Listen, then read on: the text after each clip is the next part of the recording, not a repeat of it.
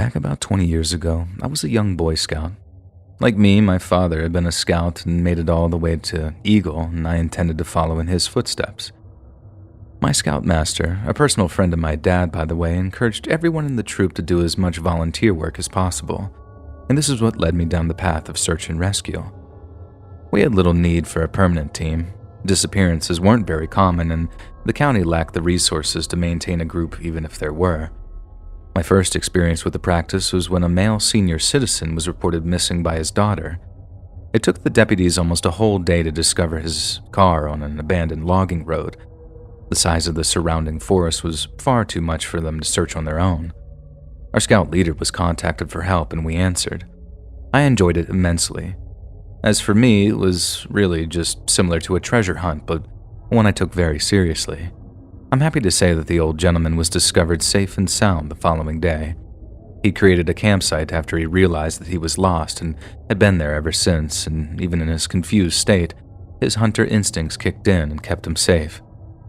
My reason for posting today and sharing this with Let's Read is to share my version of the biggest search myself and my fellow scouts took place in. It was the summer of 2002, and I was dreading the imminent approach of another school year. I was about to be a senior. With it came all the responsibilities I feared. Biggest among them was my choice of college. The truth was, I was already losing any interest in school or anything associated really with it. I felt hopelessly lost.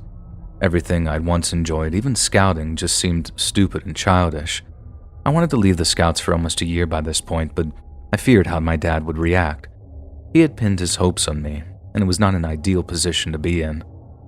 In the midst of all this inner turmoil, I got a call to report in at my scout leader's house. I reluctantly drove over and was told that we had been called out to assist on another search operation. It was actually a very welcome distraction. Unlike most other things in my life, the love of the hunt, the search, was alive and well inside of me. Taking part in something so important gave me a sense of purpose nothing else had for a long while.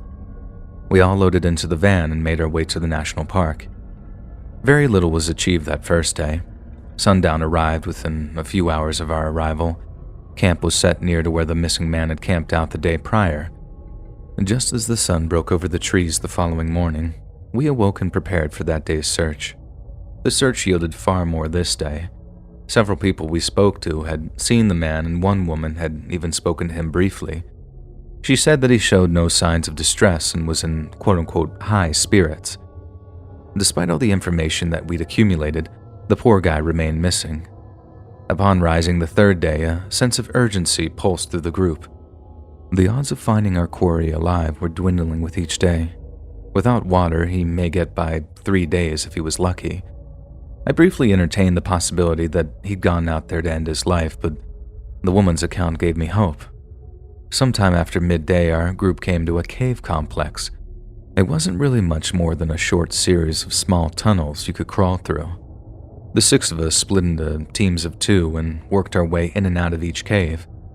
My friend and I were nearing the end of the second cave and noticed that there had been a collapse. At first, we didn't see anything besides rock and dirt, but my friend caught sight of something out of place and we got closer to investigate. Just as we began moving rocks aside, a leg moved. It wasn't long before the other scouts joined us in the cave. A few ran back to find help as we continued digging the man out. There were so many rocks on top of him, I was shocked that he'd survived at all, let alone almost 3 days more. In less than 10 minutes, we had him unburied enough to see his face. He managed to open his eyes, although very weakly.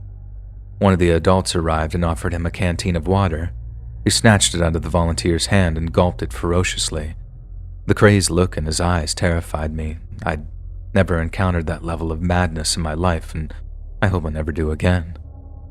The paramedics arrived and rushed him off, and I wouldn't see him again for several months.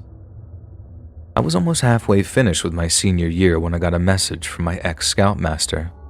I'd finally summed up the courage to tell my dad that I wanted to quit scouts, and he took it far better than I expected. There was no yelling or anything. Although he was clearly disappointed, he didn't try to make me feel guilty. I called my ex-scoutmaster back and he said that he had a surprise for me but wouldn't say what it was. I drove over to his house and he introduced me to a familiar face. It was the man that we discovered in the cave, and it turned out that he was a newly arrived German immigrant. That weekend, he had been camping and exploring the park near his new home. He wanted to thank me for saving him, and I didn't know how to react. I could only say thanks and shake his hand, and we spoke for about an hour, and he thanked me once more before leaving. He gave me a big hug and then left, and it's a day I'll never forget, and I'm so happy to have spoken to him in better circumstances, and he and I stay in contact to this day over email.